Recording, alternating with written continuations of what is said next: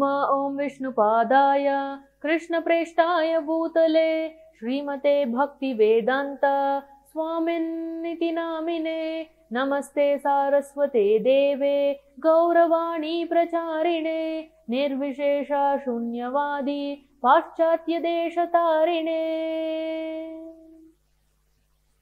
Hare Krishna everyone. So we have reached the last shloka of chapter 5, that is 29th shloka. Very, very instructive shloka wherein the 3-point peace formula is given by Krishna. We understood the first point in the last episode. If you haven't watched that, please do so and then come back and watch this. Bhoktaram yajna tapasam sarvaloka maheshwaram suhridam sarvabhutanam nyatva mam shantim rachyati. So we can attain peace in our lives by understanding 3 things. Number 1 is Bhoktaram yajna tapasam, that Krishna is the only enjoyer. He is the ultimate beneficiary, the only beneficiary of all the yajnas, tapas and everything else. So moving forward, what is the number 2? Second point, Sarvaloka Maheshwaram. Krishna is emphatically declaring that he is the Maheshwara of all the lokas. Sarvaloka. Ishvara means to be the controller. Maheshwara means the supreme controller. So Krishna already said he is the supreme enjoyer. Now he is saying he is the supreme controller of all the lokas, all the creations, all the created beings, material and spiritual. So the problem becomes, although Krishna is saying he is the supreme controller, we also want to be minute Ishwaras. Krishna said he is Maheshwara, the supreme controller. Now we are also trying to be controllers. We want to manipulate so many things, so many people, so many situations, so many outcomes. Wanting to play the role of the controller. And what will happen? Agitation, loss of peace of mind, worry, stress, because we are trying to play the role which we are not qualified to play, which is not the designated role for us. Like imagine if I go around and pose saying that I am Albert Einstein, which I am not by any means. How much stress I have to go through. I have to change the way I look. I have to change the way I think. I have to amp up in the area of scientific studies and try to, accomplish so many things. So if I go around trying to convince people I am Albert Einstein when I am not, I am going to be perpetually frustrated. So the peace comes when I am myself, when I have to don't play the role of somebody else.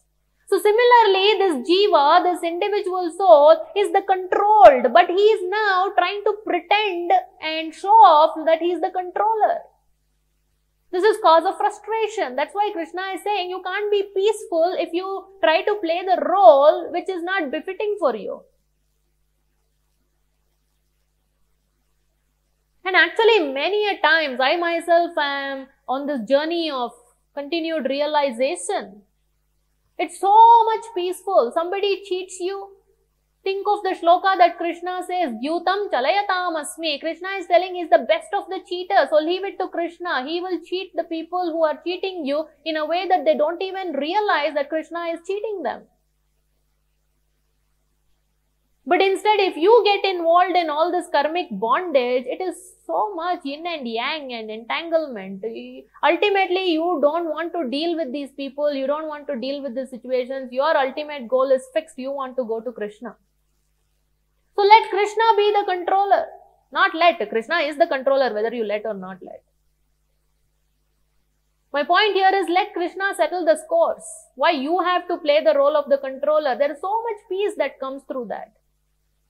I know it's hard to do it and I know it's quite a journey. But once we get to it, it's so much more actually what Krishna is saying. We can be peaceful. Because we don't want to stoop down to the level of other people. We don't want to play the dirty game. We don't want to get into this tit for tat mentality. Because all these things are done by people who are trying to play the role of controllers. In fact, in 16th chapter, Krishna talks about this as Asuri Guna. The demoniac qualities. So we don't want to be demons. We want to be devotees. We want to have divine qualities. So for that, we have to understand these things. So time and again, when we have this realization, Krishna, you are the supreme controller. You have declared you are the Maheshwara. So you take care of it. So there is so much peace that comes through this. So number one is understanding that Krishna is the supreme enjoyer. Number two is Krishna is the supreme controller. And third thing, very, very important also, Krishna says, Suhridam Sarva Bhutanam. He's saying he is the benefactor and well-wisher of all living entities. Suhrit. Suhrit is another name of, friend. Mitra, Saka, Suhrit. Suhrit is the best and ultimate kind of friend. Hrit means heart, heart to heart. Suhrit. He wishes well for you from his heart. So Krishna is saying, I am your supreme, eternal, ever well-wisher. If Krishna had just said the first two things and did not say this thing, my God, it will be quite scary.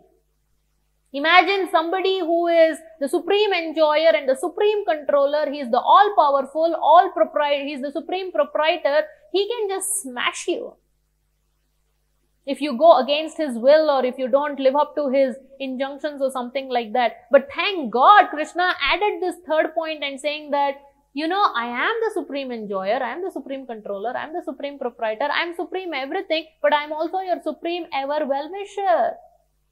Krishna doesn't bring upon anything bad upon anybody actually. He wishes the best for us at all times. That is why he is not given up on us. He is still coming with us. In spite of being so rebellious, he is there as Paramatma in our hearts. Sometimes when we have a wonderful friend, we feel like, oh, my friend can do it. My friend is there. He'll help me. My friend is there. I can rely on him. There's so much peace then, that security that comes when you know that there is this great friend who can take care of you. Now, Krishna himself is saying, I am your Suhrit. So what do we have to worry about? Anybody who is trying to bring ill upon you, Krishna is there as your supreme well-wisher. So he is going to see you through it. So Krishna is not just all-powerful, supreme proprietor, supreme controller. He is also supremely merciful. That is what is so endearing about Krishna. Otherwise, we would only fear Krishna. But now we can also love Krishna because he is saying, I am your dear friend. I am your dearmost friend. So if we just let all this sink in, like I said, it's a journey. We are all on our own journeys. We can be at so much peace in our lives if we simply let Krishna take charge and just let him do what he wants to do. And he knows the best for us. He knows what is best for us. Okay, so these are the three things. Bhuktaram Yajna Tapasam, Krishna is the supreme enjoyer. Sarvaloka Maheshwaram, Krishna is the supreme proprietor and supreme controller. And Suhridam Sarva Bhutanam, he is the supreme ever well-wisher of all living entities. All, that is also key. He is not partial. He is not saying I am well-wisher only of this category and not that category. He is saying for everybody. Gnatva. If somebody just understands this, Gnatva, they realize all this thing, Shantim Rachati, Gnatva Mam Shantim Rachati. Knowing this, one can be at peace. And just speaking out this verse itself is giving me so much of peace. So I hope hearing about this shloka gives you also some peace of heart, because it's quite a difficult world. So let's take solace in Krishna's words. And let's not repose our trust and faith in cheaters, in people who are going to let you down again and again and again. Instead, let us refocus and repose our trust and faith in this supreme friend of ours, who is never going to let us down, who will never cheat us, who is never going to break our heart, who is never going to, break our trust. So let's make that shift. Okay. So I hope that gives you some insight into this beautiful chapter, that is chapter 5, 29 amazing shlokas. Karma Sannyasa Yoga, action in Krishna consciousness is what we have discussed until now. There is so much more coming up. So don't go anywhere. Stay tuned to the Grow Through Gita series. Keep watching them again and again. Keep sharing them with others. If you haven't already subscribed to Aradhana YouTube channel, I can't think of any reason why you haven't.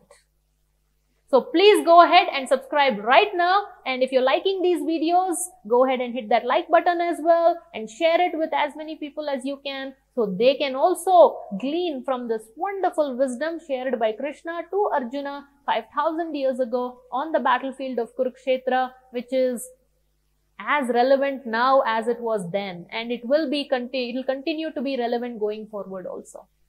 Okay. So thank you very much. Take care and continue to relish these beautiful shlokas of Srimad Bhagavad Gita. I'll see you very soon in the next episode. Take care. Hare Krishna.